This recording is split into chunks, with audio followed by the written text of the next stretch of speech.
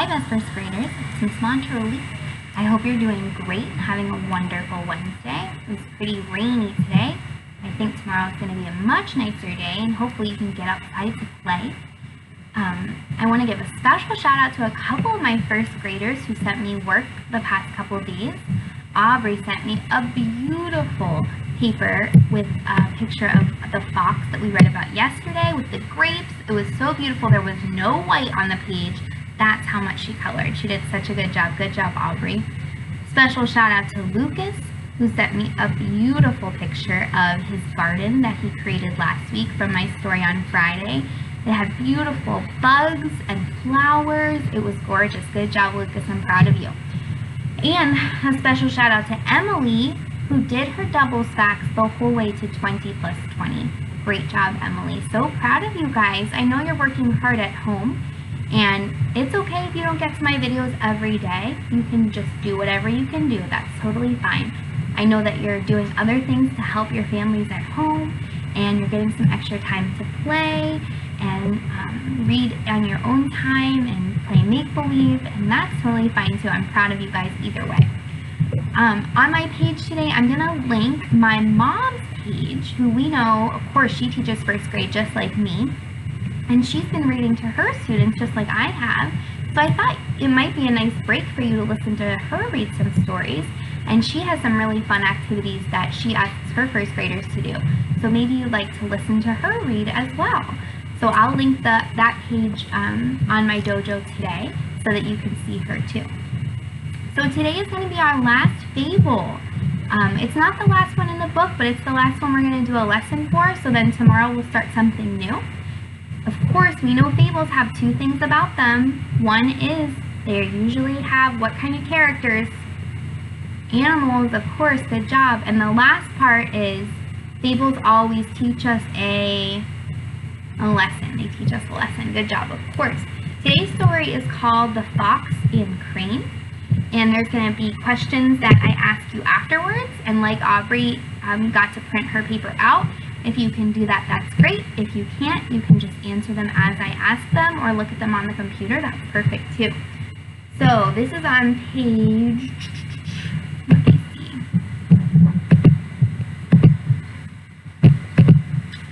me see, 72, and I'll link on this page so you can read along with me. So it's called The Fox and the Crane. See if you can hear any of those ah words like draw, or straw, straw. Okay, the fox and the crane. The fox saw the crane and said, "Crane, will you have lunch with me?" Ooh, let's pause, because I see two little marks around what they're saying. And if we were in my classroom, I would say, what are those marks called? And I would probably offer your team 5 team tallies, because this is a challenge. Those marks are called quotation marks. Good job. I know you're saying it at home. I can basically hear you. The crane said, "I will." The crane came and sat down with the fox in his den. The fox was up to a trick. He gave the crane some food, but he gave it to him in a flat stone dish. The crane could not get the food because of the shape of his bill. A bill, of course, is like the mouth of the crane, or like a duck. The fox smiled at his trick. He ate up all his food. Ooh, mean fox. The next week, the crane saw the fox and said, "Fox, will you have lunch with me?" The fox said, "That would be good. I will." This time, the crane was up to a trick. He gave the fox milk, but he gave it to him in a glass with a long, thin neck. The fox could not get the milk because of the shape of his nose. Oh man, they're not being very kind to each other. That's it. That was the story. Oh my goodness. Not a happy ending for either friend. So I'm going to ask you some questions. You can print out the paper or not, but you can at least answer in your brain.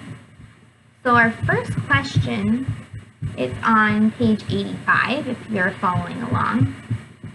So here's question 1. The fox asks the crane to have, does he ask him to have lunch with him, fun with him, or a snack with him? I can't remember if it was lunch or a snack. I know it wasn't fun. So I'm going to look back in my story and remind myself, is it lunch or a snack? All right, question 2. The fox was up to a trick. He gave the crane some food. Does he give it to him in a flat stone dish, a big plate, or in a bag? A flat stone dish, on a big plate, or in a bag?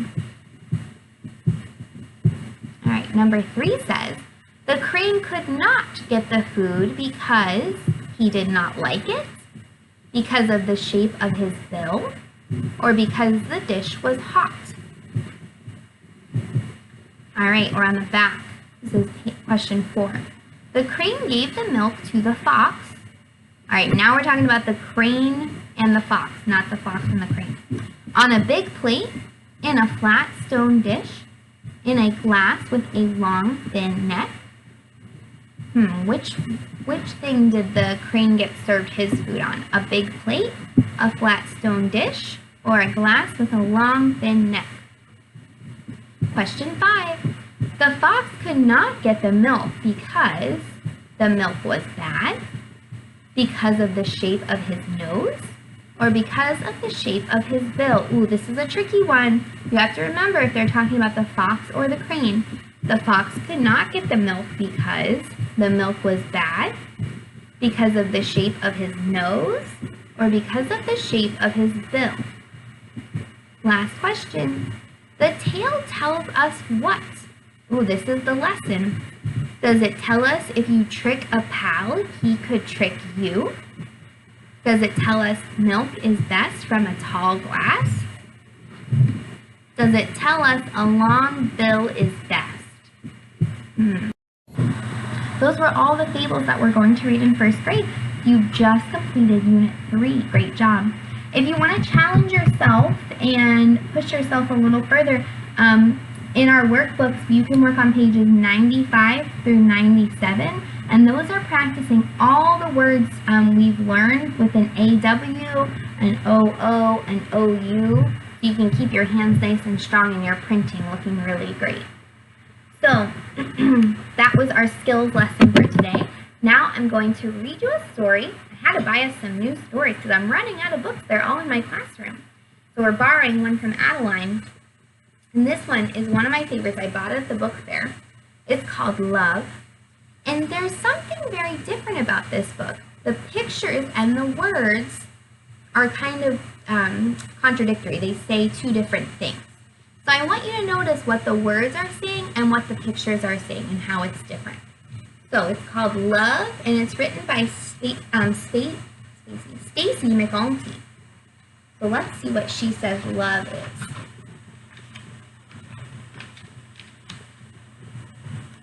Love is, oh, look at these beautiful pictures, not any white in there. Love is a fancy dinner. So notice how different the words are from the pictures. Love needs special presents. Look at these special presents. This little girl is giving someone sick a flower crown. This little boy is handing out books from a wagon. Oh, this girl is giving an older lady some cookies. And this little boy is giving his teacher a picture. I know lots of friends that do this. And designer greeting cards. Love calls for bouquets of flowers. Ooh, make an inference or a guess. Where do you think he got these flowers? Do you see in the picture where he might have gotten those? And must have the finest chocolates. Love sounds like poetry. And this little boy is writing, cool, bro. And this friend is writing, love you, Papa, on the window. Let's see what and she's drawing beautiful pictures on this cat. And has a beautiful melody. This picture makes me so happy. I wonder what song they're singing. Love comes in the shape of a heart and sparkles like diamonds. Love happens at first sight. Look at all these little things. Oh, look at this turtle and a kitty cat and a new baby. This one makes me cry. And some neighbors. It says, welcome to the family, sister. Oh my goodness. And needs the tightest hugs. Love deserves to be shouted from the rooftops. Because nothing else matters. This is a great picture. Without love. Ooh, such a good book. Let's give the author 2 claps on 2. 1, 2. Nice work. So I was thinking about this book, and I don't know if you have seen on Facebook or if your parents have shown you, but lots of people in neighborhoods have been drawing rainbows and taping them to their window. So even though we're not supposed to be hanging out with each other right now, so we can keep each other well, this is a way to let people know that you're thinking about them and spread a little bit of happiness by drawing a rainbow and taping it to your window outside. So if friends are on walks or bike rides or scooter rides, they can look in your window and feel a little bit of happiness. So Miss Monteroli drew a picture of a rainbow. It's not perfect, and that's okay. And I'm going to tape this to my door, so when my neighbors are out taking a walk, they can see this little bit of happiness. And I hope that you can take some time to draw a rainbow today too. So that's our love assignment. It's a different way of showing love in our neighborhood and to our friends. So this is a fun thing you can do. You can maybe use some smelly markers. I know Tyler has some. Or maybe you want to paint or use some old crayons from kindergarten. That would be perfect. All right, so that's our reading lesson for today. I want to practice some flashcards. Hopefully yesterday you got to make some flashcards with doubles facts and doubles plus 1 facts. So now I'm going to show you some of my flashcards. Some are from yesterday and some are new. So let's see if you can shout out what the answers are, the sums are to most of these are addition problems. And you know the word sum means answer to an addition problem. Great job. Okay, get ready. 4 plus 4. It is 8. Good job. 4 plus 5. So it's 1 more than a doubles fact. Doubles plus 1. 4 plus 5 equals 9. Good job. Here's another doubles fact. 3 plus 3. 6. Nice work. 1 more. 3 plus 4 is 7. Good job. It's 1 more than 6. 2 plus 2. 4. You know that very easily, of course. 2 plus 2. 2 plus 3. It's 1 more. 2 plus 3 equals 5. 0 plus 0. What is it? It's 0. Good job. Okay, here's 1 more. 0 plus 1 equals 1. Good job. Ooh, here are the new ones. So 7 plus 3. Put 7 in your brain, and you're going to count up by 3. 7, 8, 9, 10. It's to make a 10 stack. Good job. Okay. Now, if you know 7 plus 3 equals 10, 10 minus 7 equals, the fact family, 3. Good job. Ooh, 1 plus 9.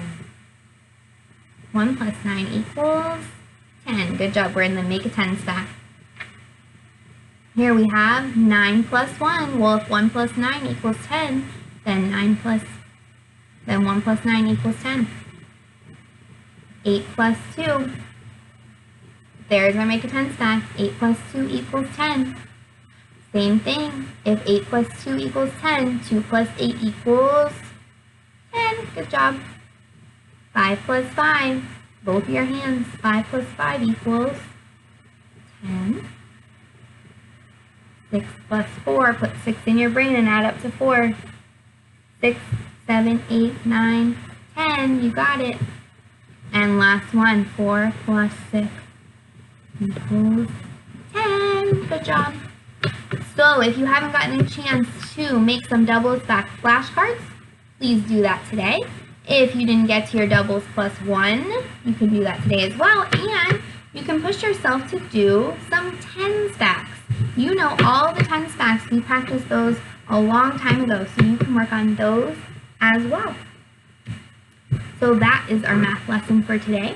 I'm also going to link, a couple days ago I put a link up to the Pittsburgh Zoo, and you can watch their animals. Even though no one is at the zoo, their animals are still hanging out. But today they posted a hilarious video of a certain dinosaur walking through their aquarium that I think you're really going to love. So I'm going to link that as well. So I'll link my mom's page so you can listen to her read. She sounds a lot like me. And I'll link our workbook pages for you to work on, and I'd love to see those. You did such a good job. I'll put up Lucas and Aubrey's pictures and Emily's pictures so everyone can see their hard work too. And I'm going to show you that zoo link. So hopefully you have some time that you can check those things out and keep your brains working. All right, I miss you guys, and have a really good night. Bye.